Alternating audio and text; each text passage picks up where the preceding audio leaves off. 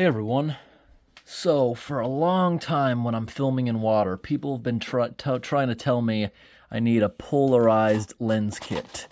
So I got this one right here, which wasn't the cheapest one. I think I paid about 40 bucks for it. I bought it 6 months ago. The only reason I haven't tried is because I've been trying to learn a lot of new technology lately. Now you see right here in the picture how it's going over this phone. The issue is the phone I'm using now has 4 cameras on the back of it. And you see, I can't do this. Optical 3 times, optical 10 times, so it doesn't lose any pixels. Now I'm at 0.6. I can't switch it around when I'm doing that, but usually when I'd be doing that, I'd be probably doing a still shot, me draining something, so that's not a big deal. So this is how it works for the cell phone, right here. We're going to go ahead and make sure we line this thing up properly. This is using the middle one. Now, I don't understand. Okay, first off, you see how the circle is kind of moving around? It's over to the right, over to the left. It only does that briefly and then it centers it. That's the auto stabilization. So when you're walking around, it's not like, ooh, and that probably didn't even look that bad. But yeah, I remember my first phone I ever started recording YouTube with was a $16 LG phone from Amazon. Bought it when I was like 14 years old, and that's how I started the channel. And so these things are pretty cool. They're made out of metal. They screw into this. They're high quality. But why is it blurry? I just took the lens cap off. I haven't touched it. Brand new. But I cannot figure out. Let's go back into that lens. Lens 1. All right, that's a little more clear. All right, I'm going to try wiping it. Maybe it is dirty just from the factory. I'm trying to figure this out. But when I'm filming, I think I'm, going to have to zoom in a little bit. Then we'll get rid of the circles. It won't really matter in 4K. We won't lose too much, but I'm just trying to sort this issue out. Yeah, maybe a little better. What do you guys think? It still looks blurry. It looks almost clear in the middle, but it's distorting it because the lens is rounded. Just wiped it off with lens wipes, as clean as it can possibly be. Same lens wipes I always use on my cameras, but yet, yeah, not understanding why it's doing this. Maybe someone could explain it to me, but I'll give it a shot. I'll definitely give it a shot when we're out in the field. And I also want to give a shot to, you see, there's other ones right here. So I know this thing's not zooming. I don't think any of them are zoom lenses, are they? So they are slightly different. We're going to try another one right now. Wow, we're using a different one now, and it looks very, very good. Very good. Look at that. It's a little distorted on the sides, but this is definitely worth a shot trying around water. In fact, I'm going to try the third one right now, and then we're going to go outside and try to look at tadpoles. I just tried to make a video of them for you guys, an update, and that's why I decided to finally come in here, because you can barely see anything. It's finally encouraging me to figure out how this stuff works. I've been trying to figure out a lot of technology over the past month or so, because, I'm trying to make all my videos now in 4K, 60 frames per second. So I have this smartphone, I have my camera number 2, which are never going to see the light of the internet because I'm too afraid of people messing with it, hackers and stuff. So I use a separate phone for actually making phone calls and stuff. And I also updated my technology because for years I've been using a stupid Chromebook thing. And that thing it's underpowered. It can't handle 4K, 60 frames per second. So I'm not even going to use it as a desktop, but I got this, which also will never see the internet. I got that thing just to move the footage from this onto hard drives, and I got a gigantic hard drive down there that's 22 terabytes. That'll probably take a couple years to fill that thing up, even with 4K.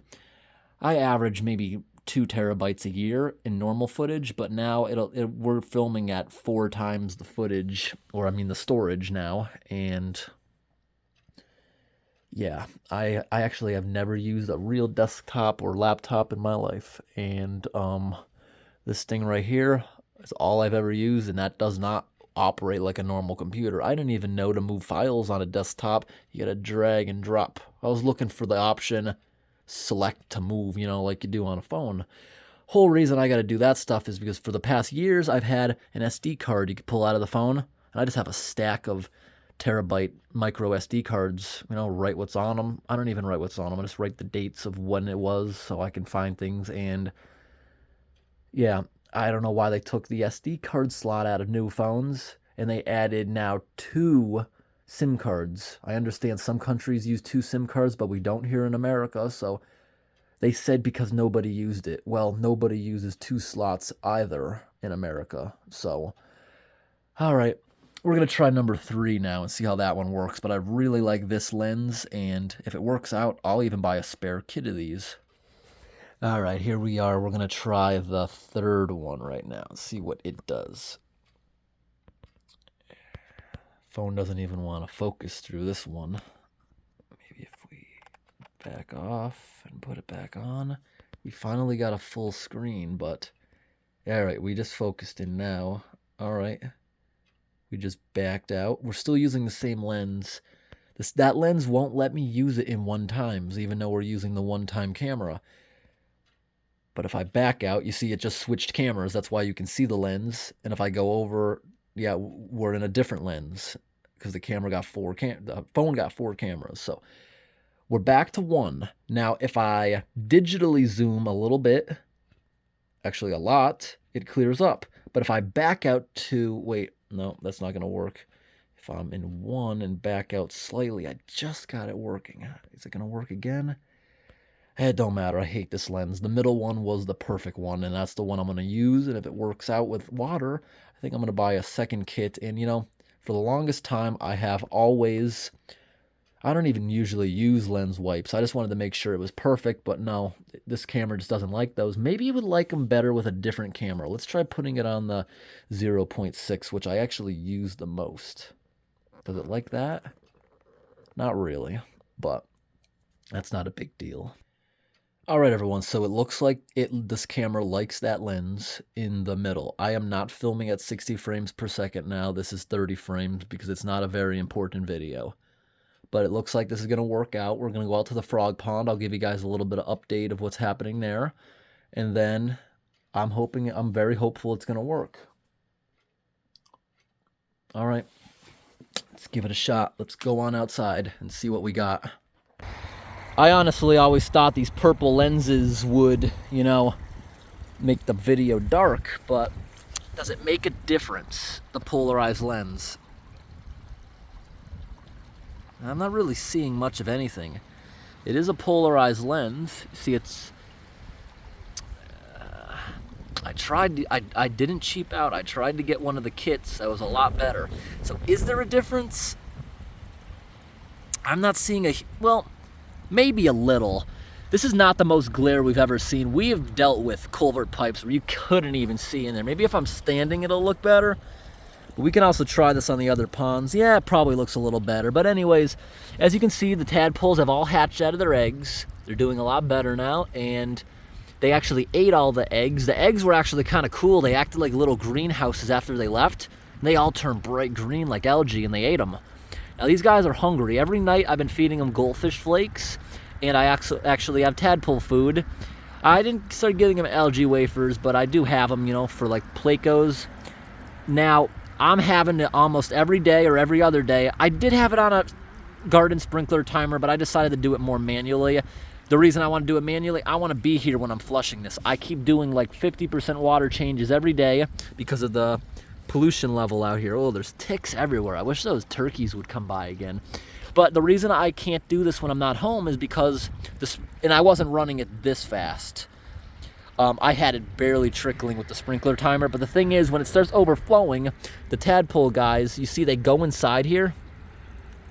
Well, there was a lot. Yeah, to see them squirming. If I am not here to physically make them go back in there, they're going to die around the edge. Now, even if that does happen, and I know a few are dying, birds haven't been a problem yet, but their survival rate is definitely going to be much higher than it would have been if we left them where they were, because they'd all be dead. Those ponds have actually all dried up where we rescued them from. Yep, they're all dried up. They'd all be dead. Even if they did survive, you know, other things are going to pick them off. I think they have a higher survival rate here. Of course, the first ones to turn into frogs will eat many of the others, but now that they're starting to get bigger, I think I'm going to relocate a bunch of these to our bigger pond, which can handle more inflow, and we can even flush my 6,000 gallon pond. I mentioned a while back the neighbor has a 30,000 gallon pond. If you heard me say that in a video, that is incorrect. It is almost 500,000 gallons. I didn't realize how deep it was until I talked to him. But we can go dump a whole bunch of them there too. So when I shut this off, we got to rescue a bunch of frogs around the edge. So it does, it's hard to say. Does it make a difference or does it not? I don't really know. You guys be the judge of that, and if I should use it or not, or if it's not worth the trouble, because so far it's looking like it may not even be worth the trouble, because it makes it blurry. Is the trade-off worth it? And also, you see this lens is also, yeah, I'm using one-time lens, not 0.6, but when I put it on, it looks like 0.6. It's definitely bringing me out a little bit, but we have to sacrifice that little bit of blurriness. Now let's go over and visit the other frog pond. All right, here's the other little frog pond I'm about to start flushing. Any kind of difference here? It actually looks better without it. I'm gonna leave it off and put it in my pocket.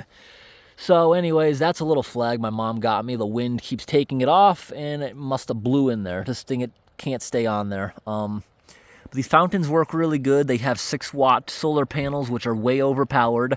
No matter how much you try to block it, it doesn't shut off. It works well into the night with the dimmest stuff. Now look how small the tadpoles in here. They're much smaller for multiple reasons. This thing is silver, not black. The black pond it grows more algae with the sun. It's black, it conducts more heat.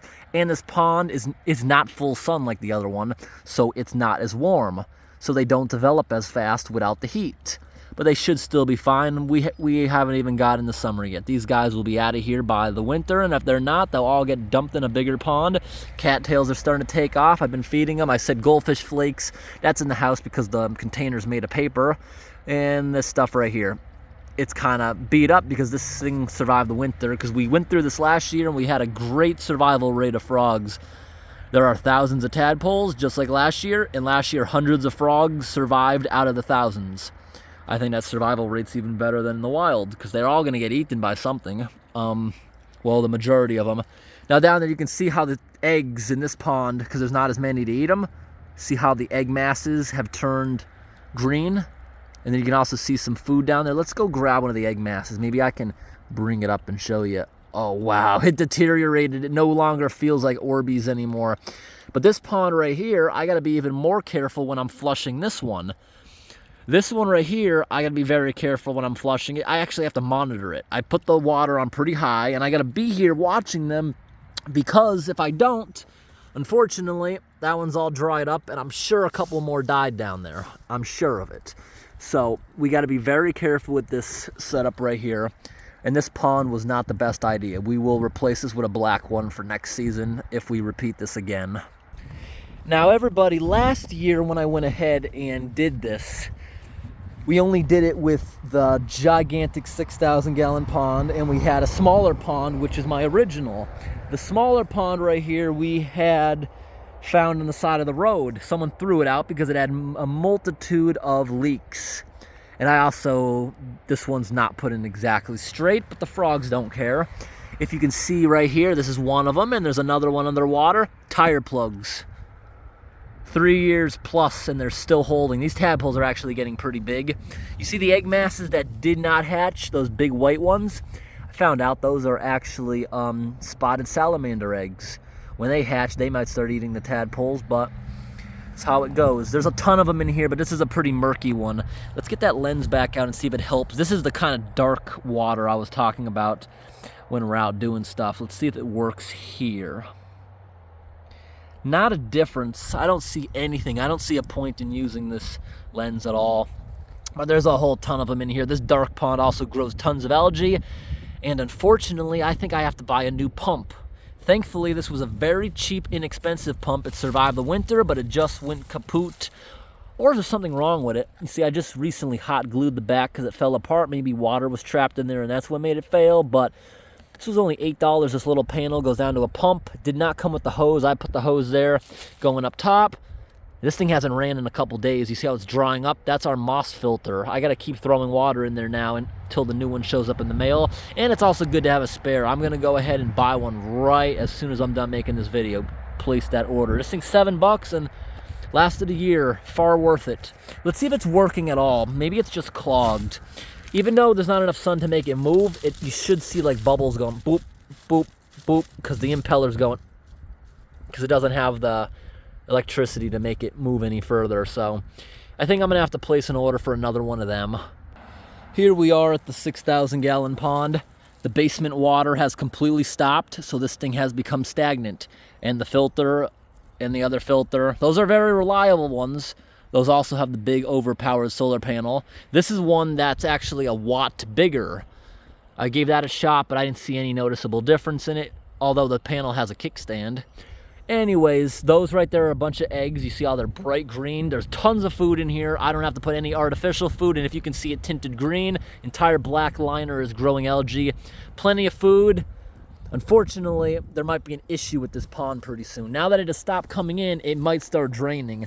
You guys may have heard me mention that a deer walked through here, and I think the deer may have actually punctured it to the point that it cannot hold water. The water table is still extremely high, but if we come over here by the discharge culvert, it's a little, well, it's not even that much below it. That could have evaporated, but it scared me a lot back in the winter time when this thing was found half empty. How? I doubt it evaporated, but let's pray it evaporated.